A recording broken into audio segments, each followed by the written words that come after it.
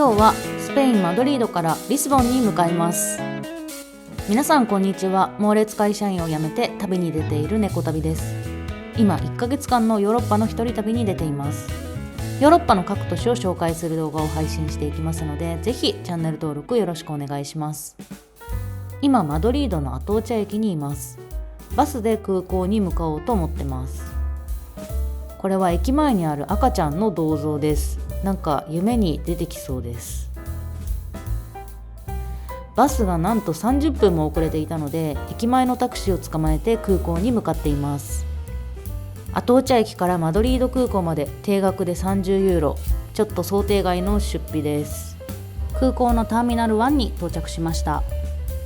かなり早く着いたので1本前が空いてたらしく、無料で振り替えをしてくれました。今回乗るのはこのタップエアポルトガル航空です。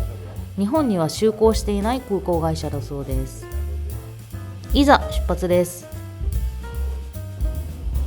肝心の機内は取り忘れてしまったのですが、窓の外はこちら。雲がアートのような感じになってます。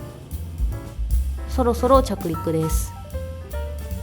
マドリードからリスボンまでは1時間20分のフライトです。時差は1時間。初めてのポルトガル、楽しみです。リスボンのウンベルト・デルガード空港に到着しました。出発ロビーと到着ロビーが一体化している空港のようで、とっても広いです。リスボンの強豪チームベンフィカのグッズショップもあります。ちょっと時間があるので、お土産どんなものが売っているのか見てみたいと思います。エッグタルトやワインも安そう。とパッケージが可愛いコスメで老舗のブランドのようです。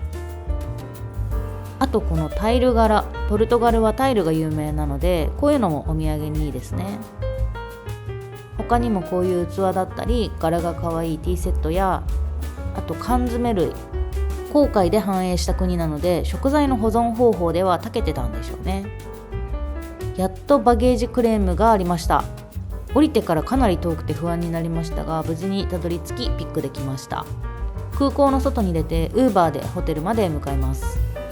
空港によってはウーバーとどこで落ち合うか分かりづらいところも多いんですが、この空港はミーティングポイントが決められていて、とっても分かりやすいです。空港からホテルに向かっています。建物がスペインやフランスと全然違いますね。もう少しモダンでカラフルというか。今日のホテルはこちら。とっても綺麗なお部屋です。1泊ずつの宿泊が続いて疲れていたので、少しいいホテルにしてみました。目の前にはフィゲイラ広場という街の中心の広場があります。屋台みたいなのがたくさん出ているので、後で行ってみたいと思います。バスルームはこんな感じ。シャンプー類は6シタンで、トイレも洗面所もとっても綺麗です。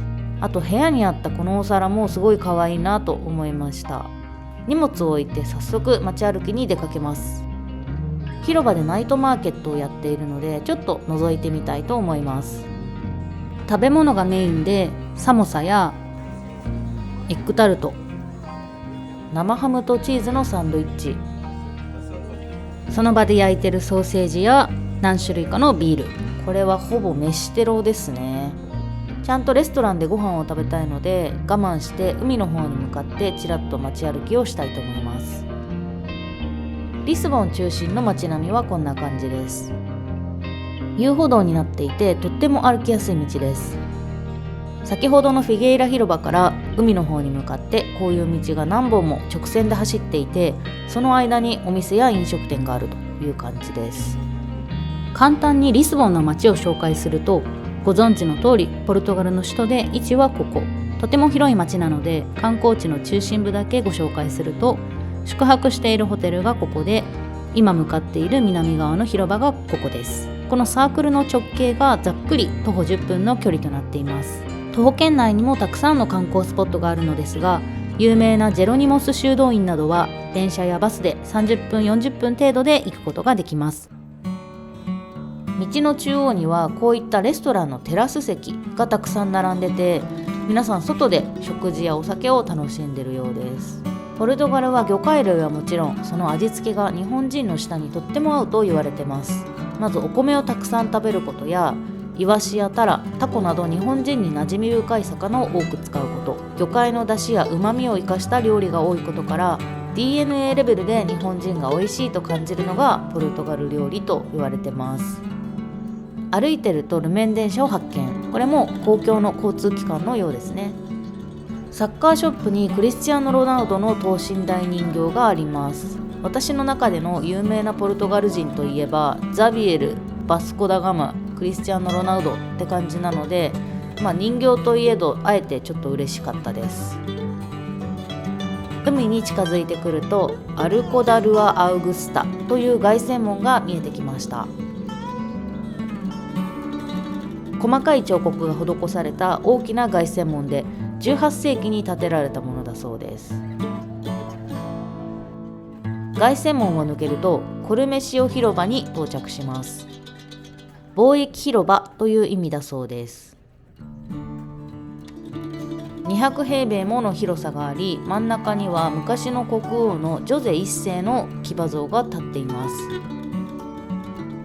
そしてぐるりと回って、こちらが先ほどのアーチ門です。夜だとライトも相まってすごく雰囲気のある広場だなと思います。広場を進んでいくと、さっきからちょっと海って言ってるんですけど、実は川でして、前回のスペイントレドの動画で紹介したタホ川でした。1000キロの長さがあって、スペインからポルトガルをたどってここまで来てるっていうことですね。ポルトガル語ではテージョ川と呼ばれています。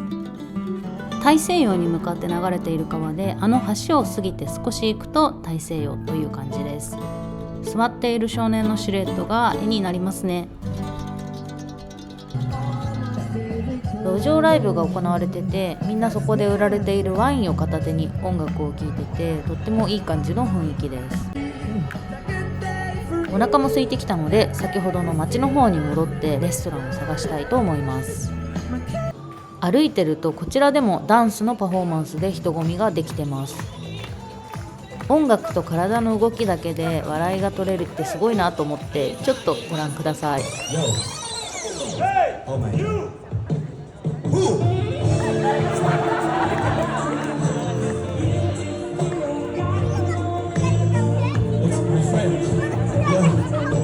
What the hell is going on here? You are, ladies and gentlemen, my fire. Elena. O sea, Elena no.